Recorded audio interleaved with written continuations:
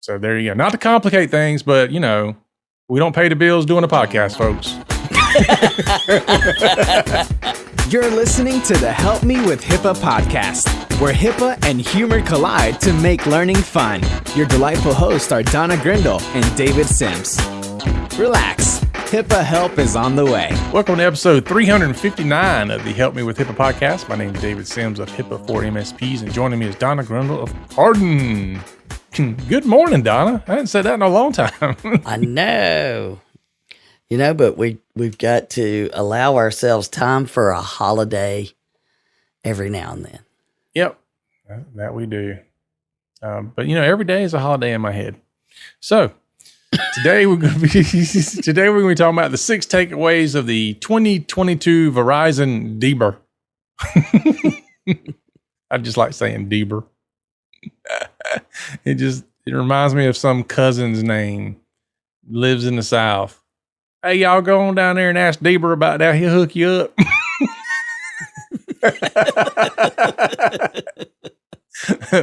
But it stands for Data Breach Investigation Report. Yes. So it's the 15th annual. Yeah. So it's not new as far as what a DBIR is. No. Yeah, but we like these reports because they give us an indication of what's going on and what we need to be looking for and looking out for. So we're going to get into that. And but before we do, I want to talk about something that's ending soon. So sad. But it's the early bird special for the PriceTech Bootcamp coming to a close.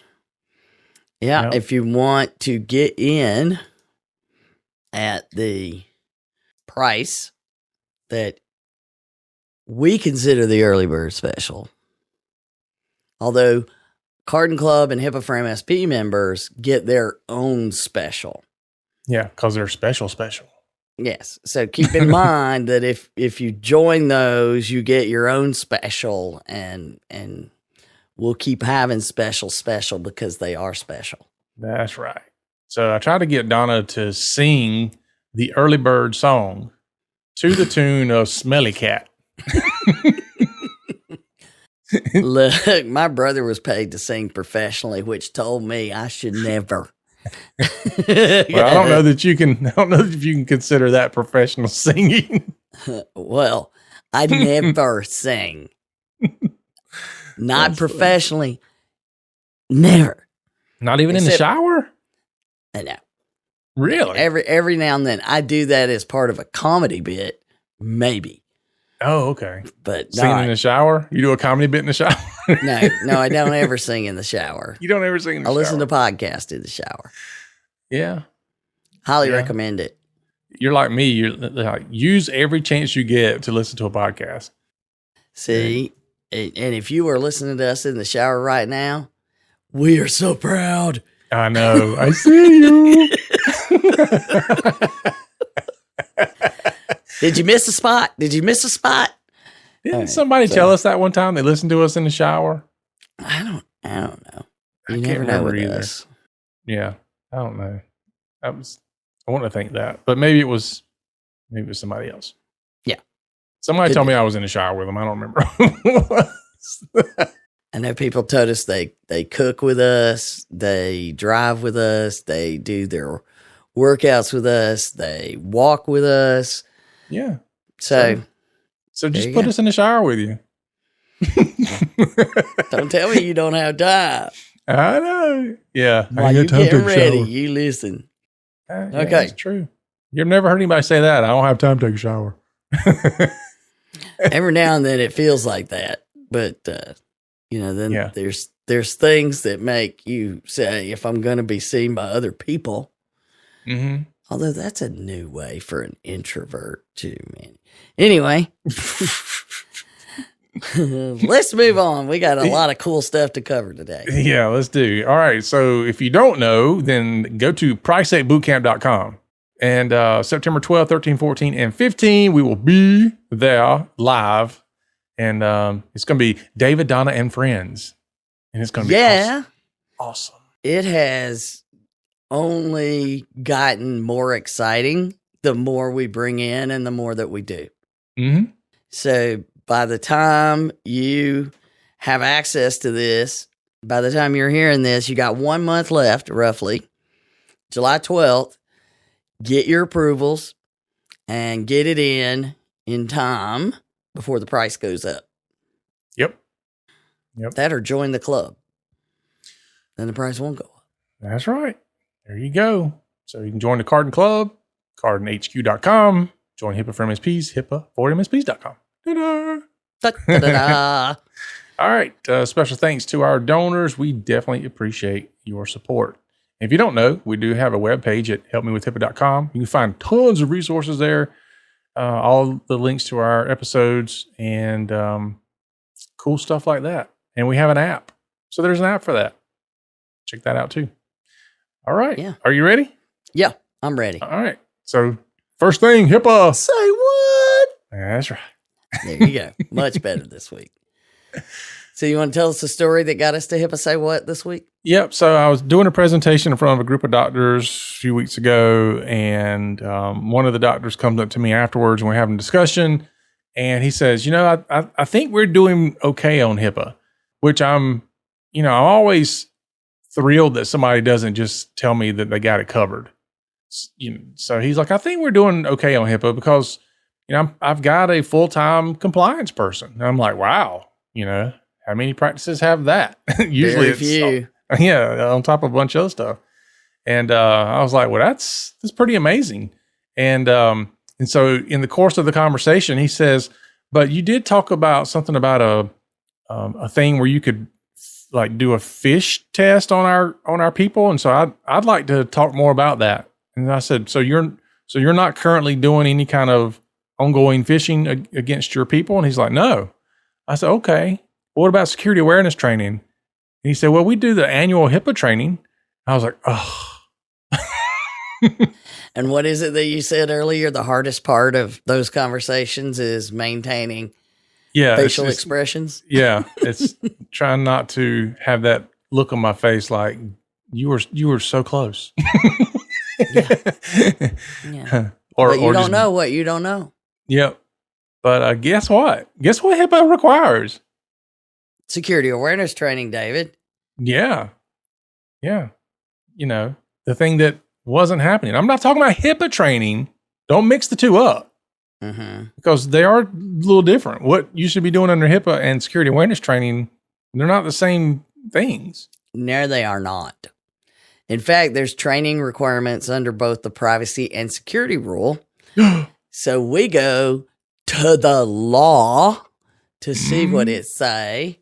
That's what we always kind of, everybody's got an opinion, about that. Don't take my word for it. Let's read the law.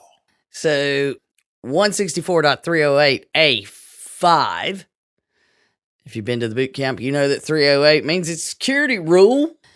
But security awareness and training is a standard that says implement a security awareness and training program for all members of its workforce, including management. The implementation specification says security reminders are addressable, meaning we're not going to tell you exactly how to do it, but you need to do it somehow. And it says you should do periodic security updates.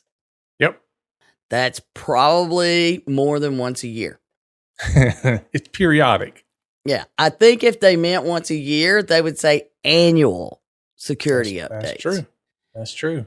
Or they meant twice a year. There's terms for that. But periodic says on a regular basis. Yep. How important is it to you that you stay off the DBIR report? You and the DBIR thing. So just to differentiate, the privacy rule at 164.530B has a separate training requirement, which is probably what your prospect physician was talking about, right? When he said the HIPAA training. Right. Which we also believe is not adequate to do it once a year. You got to do it in little bitty bits all year long instead of one big thing. Do something all the time.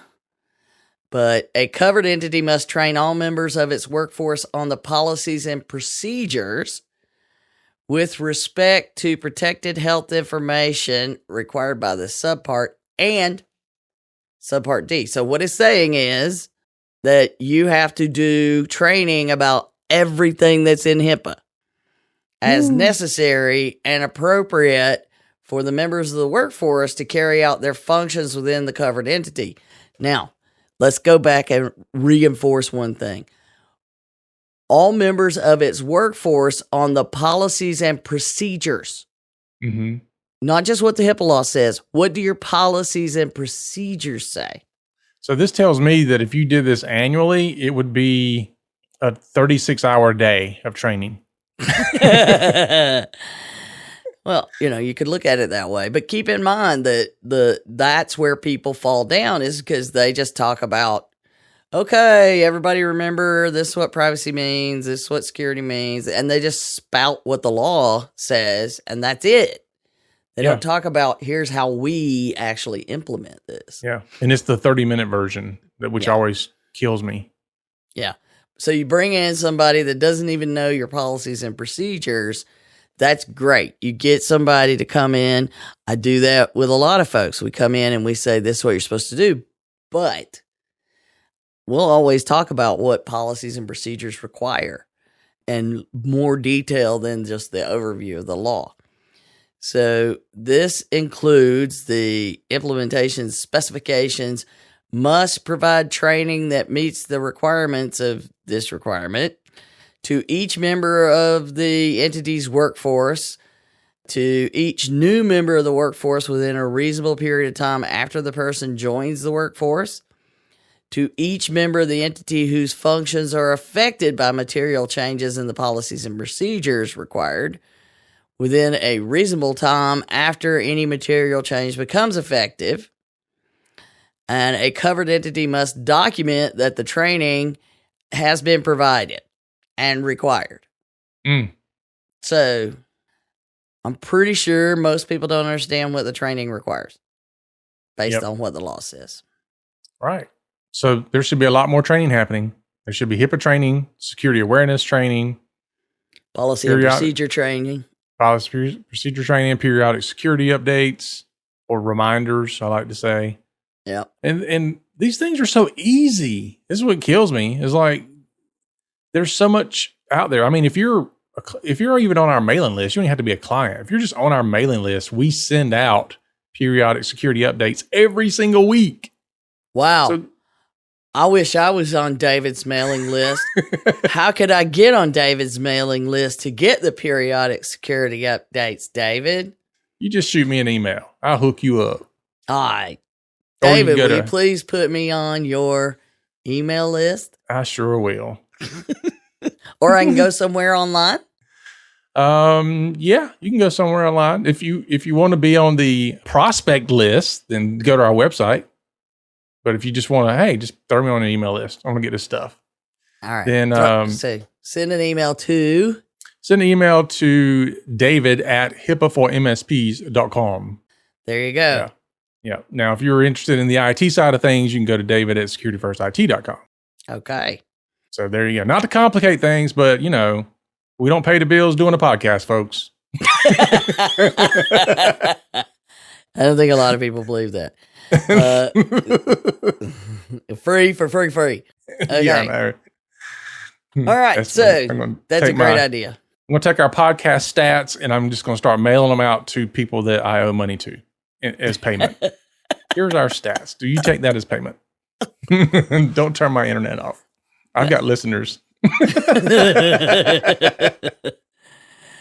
Okay. And another great place as a segue, another great place that you can get information for security reminders is through the 405D team and on their social media, as well as on the website at 405d.hhs.gov. Mm-hmm. So you can get excellent training information there. They even have a recent one they put out about how to create training programs.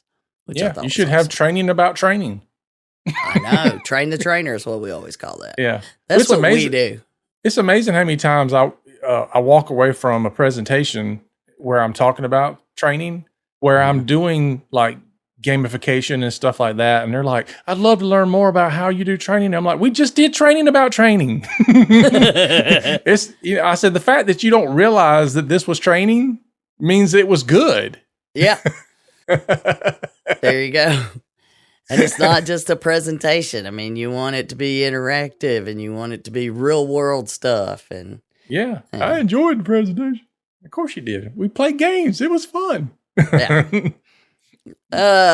So the 405D tip of the week is we are still continuing through our 10 practices. And practice number 6 is network management. Mm-hmm. One that often becomes a heated debate in conversations. We'll just leave it at that. But small organizations' recommendations are network segmentation. And we've talked about this many, many times, is you separate your networks. And there's IT folks that I've had to explain to them, simple ways you could do that. Put another little firewall in.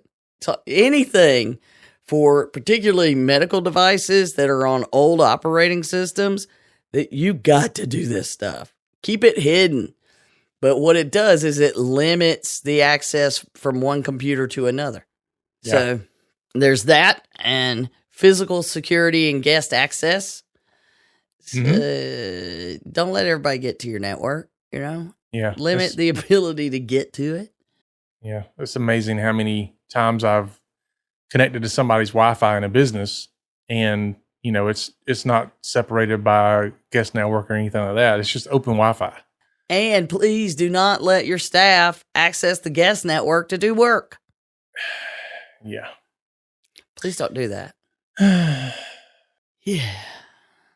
So, I've gone into sites before where the physical security, and you walk down the hall and literally had a door sitting open that had the whole network stuff in a closet with all the cables right there, where every single person coming in and out of that office walked past it, no matter what they were doing.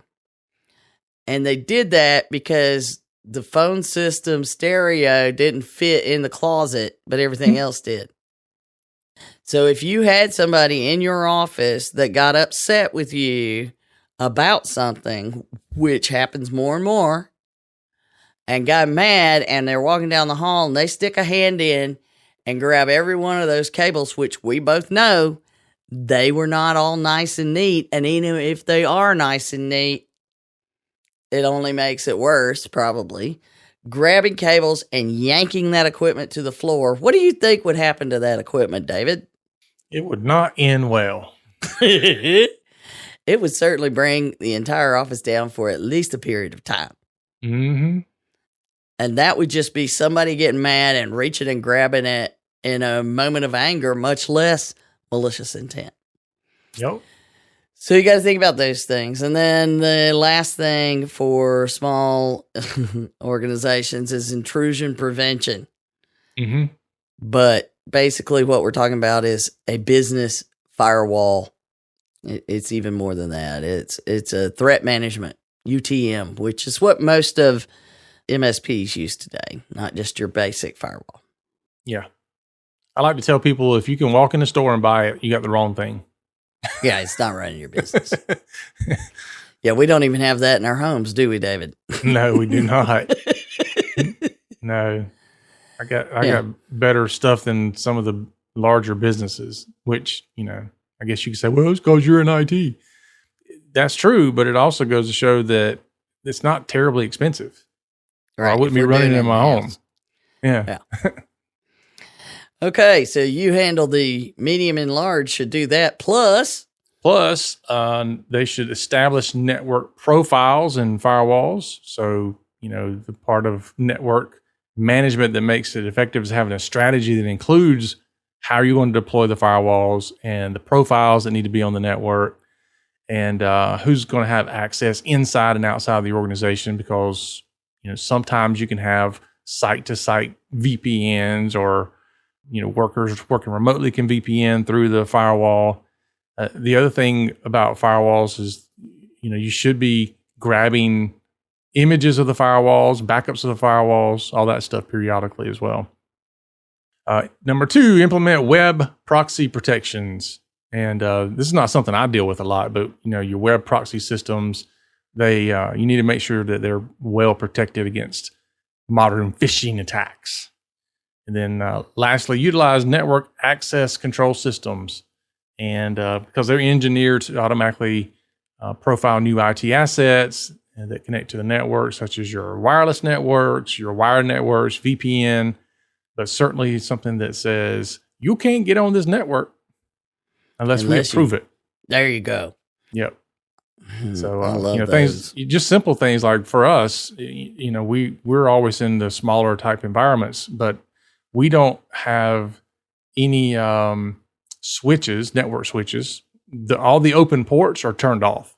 So there's no way somebody can walk in and just use a free open port to get anything done. They would literally have to unplug something and plug something else in. Mm-hmm. But at that point, there's usually other bells and whistles that are going off. Mm-hmm. But just simple things like that. Turn them off at the wall. That way, somebody decided to put a network jack in a place of the building that's nobody's around.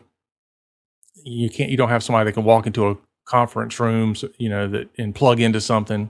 If you listen to any of these podcasts that talk about how people do these things, they're walking around looking for that jack in the wall that doesn't have anything plugged in, or that's hidden behind something that they can plug their stuff into and nobody's going to see it. Yes, indeed. Okay, so there's all of your normal weekly segments. Let's get into the serious topic du jour. All right. The 2022 Data Breach Investigation Report from Verizon, 15th annual. Man. Yeah. Yep. They've got some stats that are pretty interesting at this point, but we're going to take 6 takeaways. Mm-hmm. We're going to tell you about our 6 takeaways, which we didn't know we were doing. I was just putting my notes in there and realized, hey, wait, these are maybe that's what we should do. So the team analyzed 23,896. To me, why could you not get 4 more? I'm just saying, of which 5,212 were confirmed data breaches. So you got the incident and the data breach.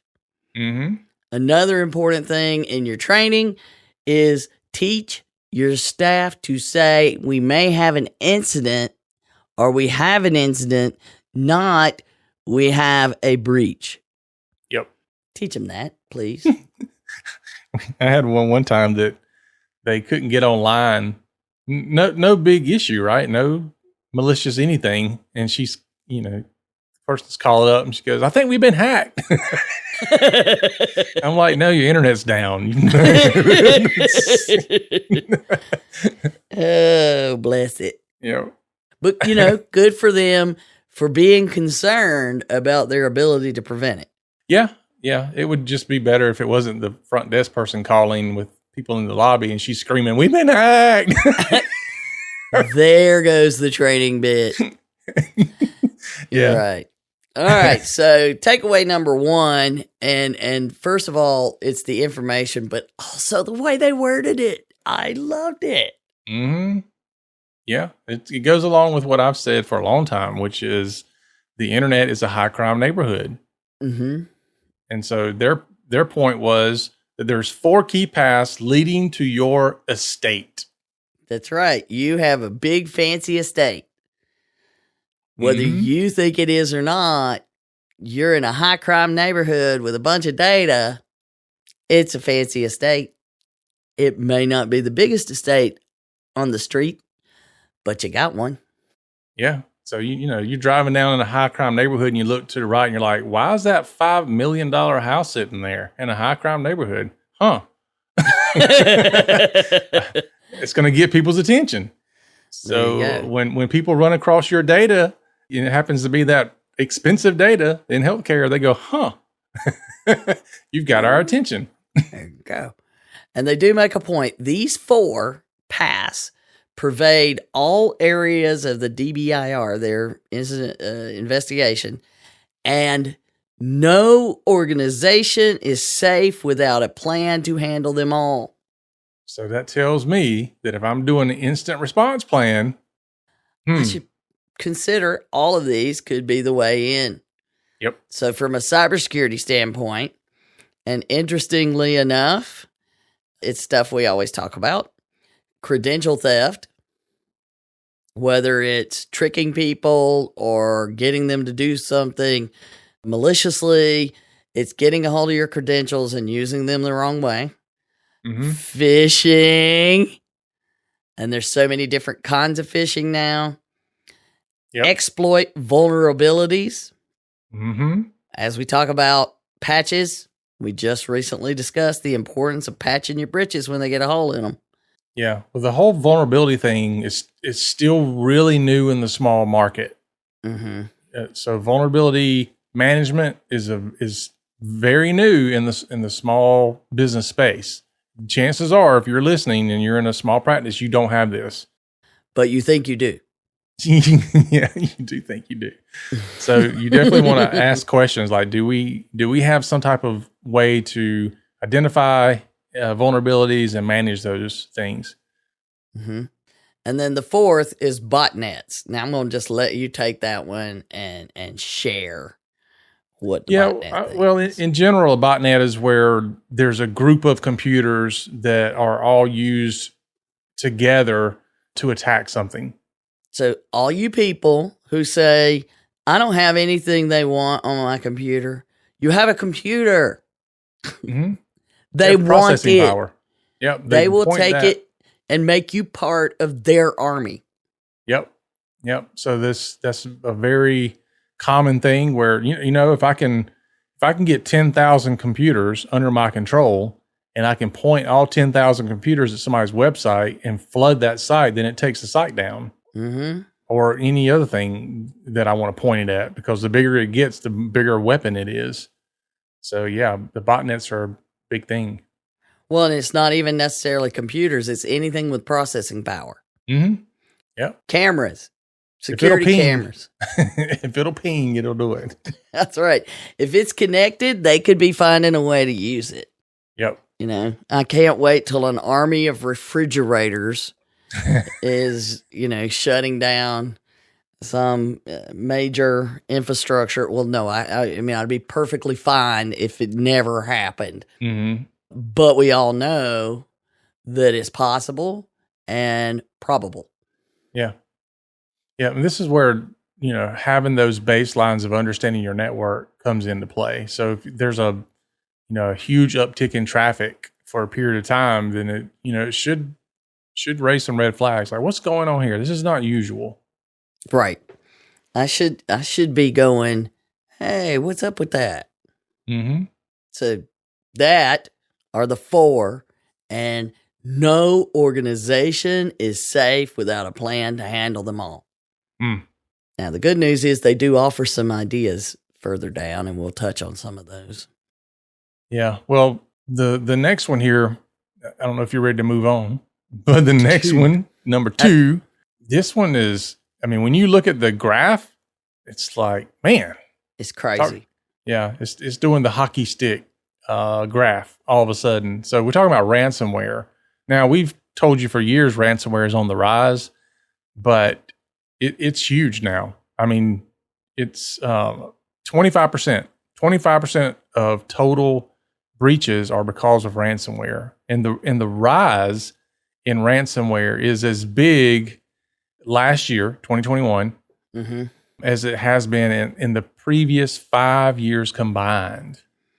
Right. So from 2020, when we thought it was bad, to 2021, that increase, the same as the previous 5 years where we say it keeps getting worse, and then it basically doubled the last 5 years of getting worse in 1 year. Yeah. And I mean, we know it's bad. We talk about it. And the fact, in this study, which only looks at, 23,896 incidents, but there are 5,212 breaches. So 25% of the breaches due to ransomware. Mm. I mean, that's not a small number. Yeah. It's I mean, I'm not doing it in my head, but we both know it's well over 1,000. If you think 25% is a worrisome number, what about 82%? Yeah, this takes us to number 3, which is also a thing that we often speak about. The human element continues to drive breaches. I just finished creating a presentation that I'll be giving right after this one comes out, like the next week, at the Gulf States ASC conference, talking about it's a people problem. Everyone has to realize they're on the cybersecurity team. Mm-hmm. But this past year, you're right, 25% means nothing now. All of a sudden, yeah, 82% of those breaches involve the human element. I would like to say that it's higher than that, because the human element either made the mistake that allowed them in. It's the IT human element they leave out. Yep. So the IT human element is the other piece. Yeah. 82%. Well, it's kind of, I don't know how they'd look at some of these things, because, I mean, ransomware in general means somebody clicked on something or went somewhere and did something. So it's human element as well. So I don't know if that's included in the 82%. Yeah. I mean, it's different numbers. So of the total breaches, 25% of those were ransomware. Okay. Of the total breaches, 82% definitely involved stolen credentials, phishing, somebody made a mistake, all of those. And you've got the human element has 3 pieces. You've got accidental. People make mistakes. They're human. We know that. They don't make a conscious decision to do the wrong thing. They don't intend to cause harm. They have no malicious intent. Mm-hmm. None. And then you have malicious intent. They have made a decision to do something, and they know that it's going to create harm in some way. It's going to let somebody in. It's going to give access that we shouldn't have. They know that, and they're doing it anyway. The scariest ones are the ones in the middle. Mm-hmm. They do not intend for there to be a data breach, but they make a decision to take the action anyway. Wow. So that kind of brings us back to our HIPAA. Say what? Where we talked about security awareness training. Yes. So it all comes back. And I mean, probably one of our single digit episodes was it's the people. Mm-hmm. It's the people, people. But, and now I'm going to go look that up, because I have been saying this forever. Well, this also speaks to the fact that you can't just abdicate this element. You can't just hire an IT company. You can't just bring in technology. I mean, if 82% of breaches involve the human element, then it goes to say that you should be spending your resources, investing in how to deal with the human element so that you reduce the chance of having a breach. Yes. And here we go. HIPAA security awareness. It's the people, episode number 20. Oh my goodness. Yes. I didn't expect that. September 2015. Wow. So we probably needed to do another episode about it's the people. Yeah. And I mean, we should just go back to this one and go, maybe we were onto something back then. Maybe the next title should be it's still the people. Right. It hasn't gotten better. I know. 82%. It's definitely not better. It's but we started the podcast then with the intent of providing education for those who need to build and manage these programs and who are interested in making sure they work. we're still doing our job. Yeah. Yeah. Did you cover the 8 patterns over time in breaches? I have not, but they do break the incidents into 8 categories, the different types. So, like, was it privilege misuse, lost or stolen assets, errors, just miscellaneous errors, those kind of things. They have all of those broken out, but the top 3 most prevalent things that take place that cause these incidents or data breaches, if you look at the graph, it's pretty interesting. Number 2 and 3 are just kind of like right there together. Yeah. I like social engineering. It's like a perfect sine wave. It is. So, but of those, the most prevalent, number 1 by far for 2021. And you could see this was much lower. If you go back to 2017, it was kind of merged in with errors and the other ones. They were all kind of like right there around the 20 percentile mark. And then by 2021, it's close to or above 40% of the cases about the prevalent way, how they got in, how the attacks happened. And, we just did the episode before we had this report. We did the episode about how they get in. And here it is: system intrusions, complex attacks that leverage malware and or hacking to achieve their objectives, including deploying ransomware. So they're actively getting in there. They're not tricking people to run stuff. And then that's where the ransomware happens. That's way old school. Yeah. Well, the word that stands out to me in that is complex attacks. Yes. And, these folks that are still out there running just antivirus or just the free version of antivirus or just this one thing, they're not using a comprehensive security stack to protect them. You don't have a chance.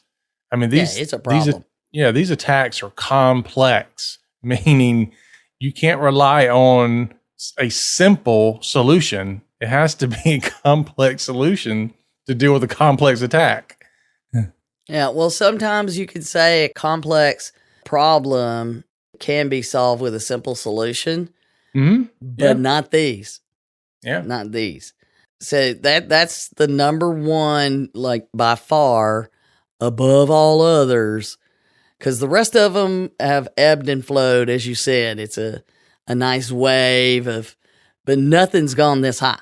Yeah. Yeah, and if you look at it, it's, again, the graph.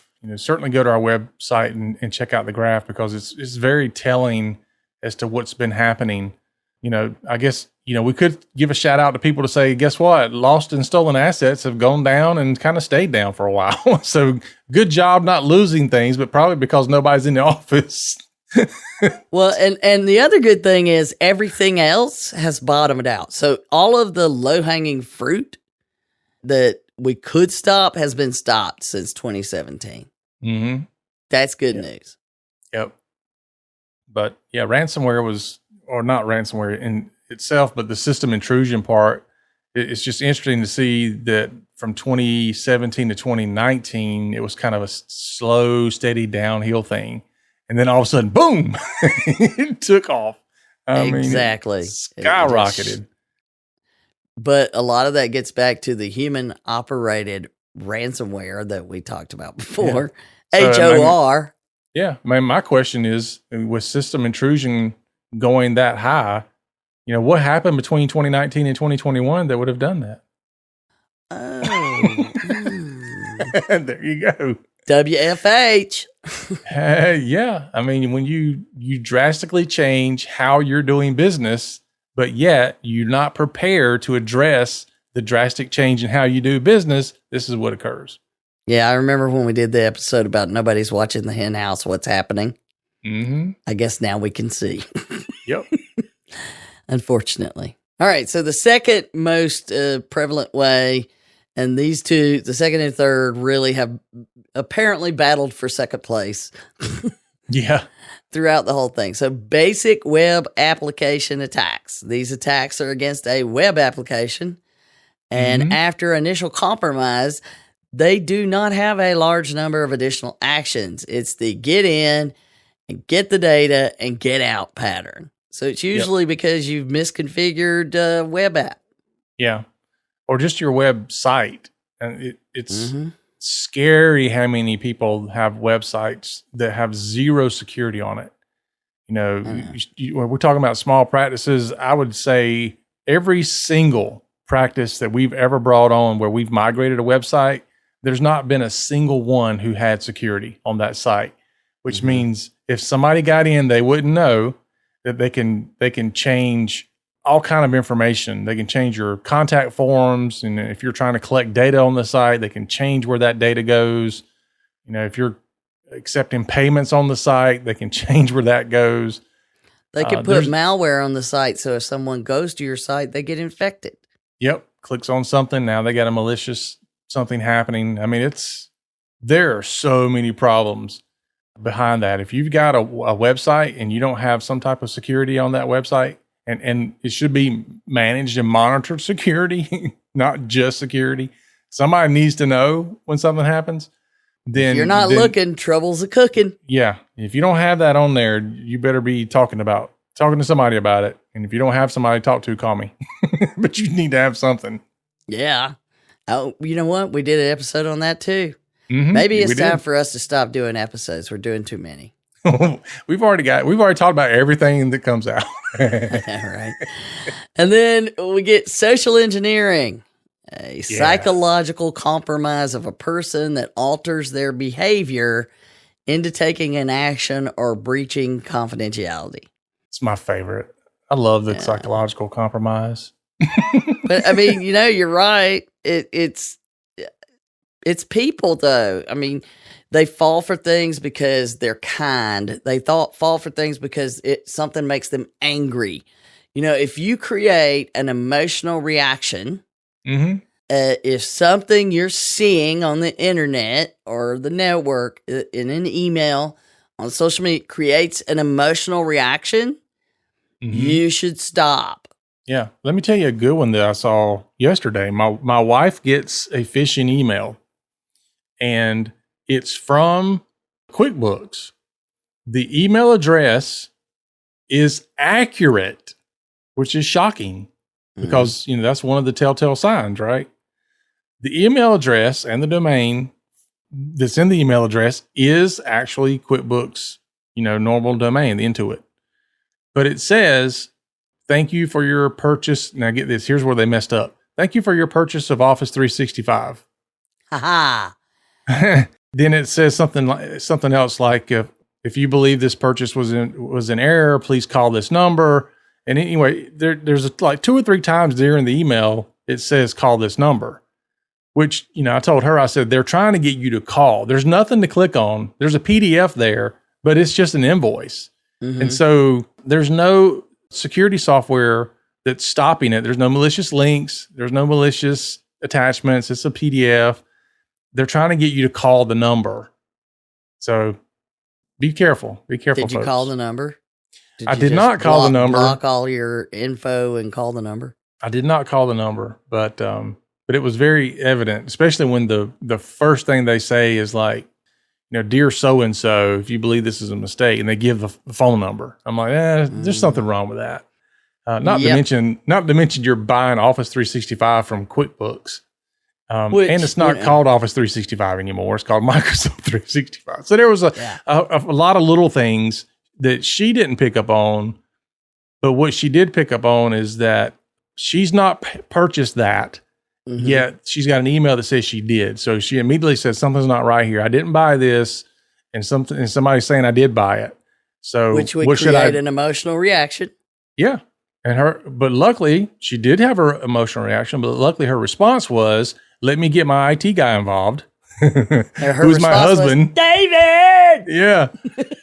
So she gets me involved and I'm like, nah, just delete it. You're good. They're just trying to get you to call. Cause if you call them, they'll probably have you go buy some gift cards and tell you you're infected and all this. Who knows? or they'll get you to give your credit card so they can confirm how it was purchased. Yep. So, yeah, if I had time, I would call and just mess with them, but I don't have time.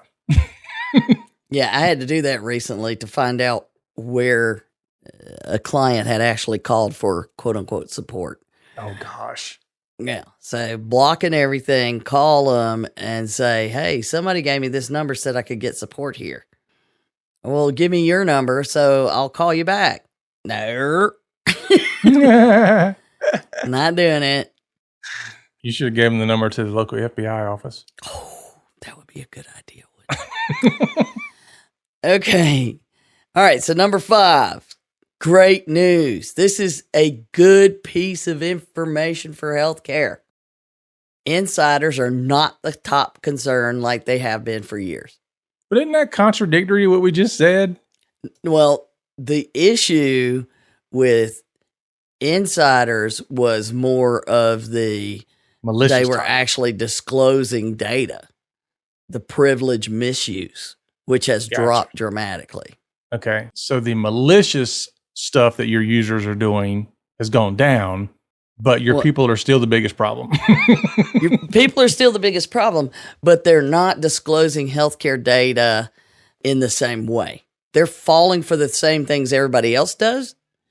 They're not misusing their privileges with access to information to create these data breaches as much as they were. And I think a lot of that's more auditing and those kind of things and training. Yeah. I was going to say, it could be the fact that there's now access management controls in place, so they can't do it. Yeah. So that was great news for healthcare. You know, of all the things, they were like, wow, they had been the worst. So it was like when we looked at the 82%, a big honking chunk of them would have been healthcare. And now it's the same as everybody else. We balanced it out. It's still 82%, but the number's risen for everybody and gone down for healthcare. How about that? So that's great news. They do this cool thing in because the report has a lot of different variables in it. You know, you got the whole one and then you got a summary here. But in the industry sections, it tells you how that industry is doing. And then they're using the CIS controls. Used to be CIS 20, now it's CIS 18. And they do the group 1, which is bare minimum stuff. And they say these are our recommended security controls to prioritize in the industry. And in healthcare, I didn't even realize this when we picked our HIPAA say what.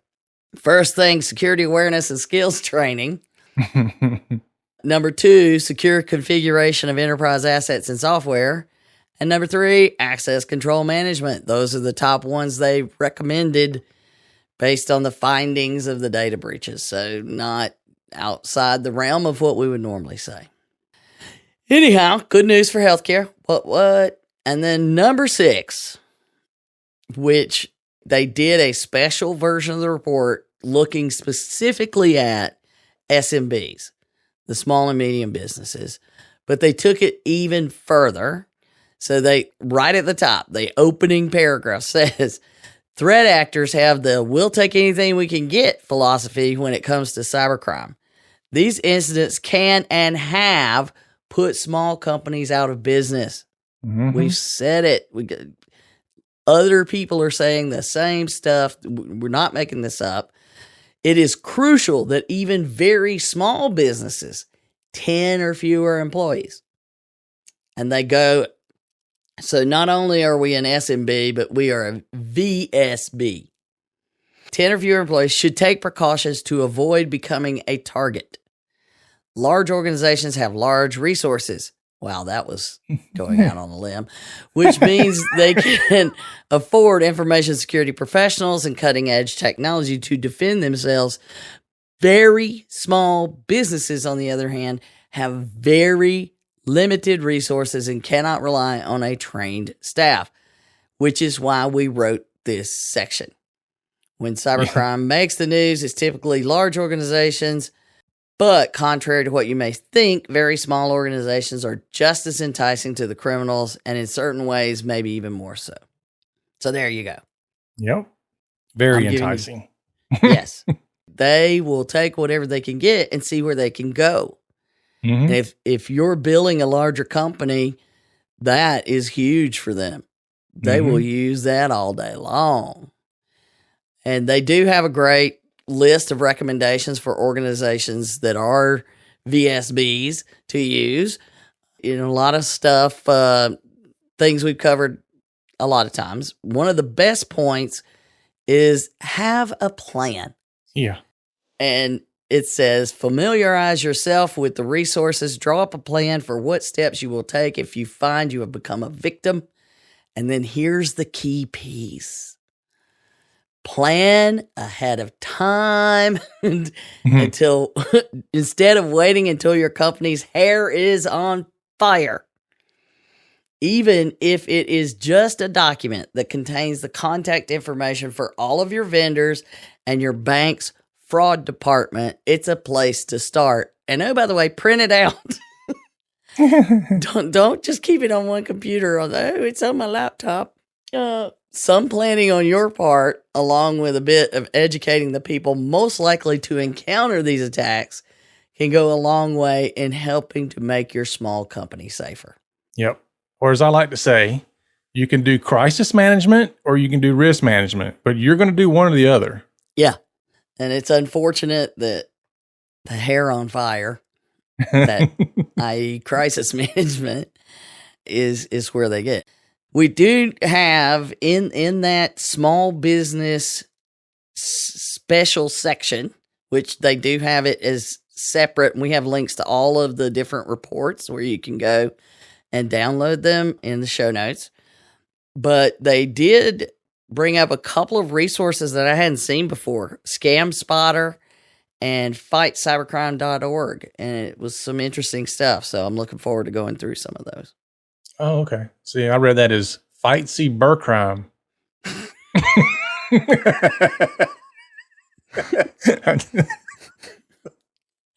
Yeah, we're at the end. It's Fightsy. Fightsy. Fightsy Burr Crime. Yeah, well, let's talk about securityfirstit.com. Yeah, no, let's don't. All right, folks, that's our show for today. Thanks for listening. Remember, for Donna and myself, the HIPAA is not about compliance. It's about patient care. You've been listening to the Help Me with HIPAA podcast, hosted by Donna Grindle and David Sims. The show created to help you with HIPAA.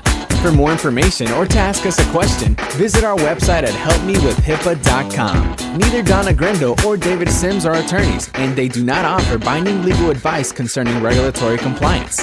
The information in this podcast should not be relied upon or construed as legal advice in any way. Consult your attorney for legal advice concerning compliance with HIPAA regulations.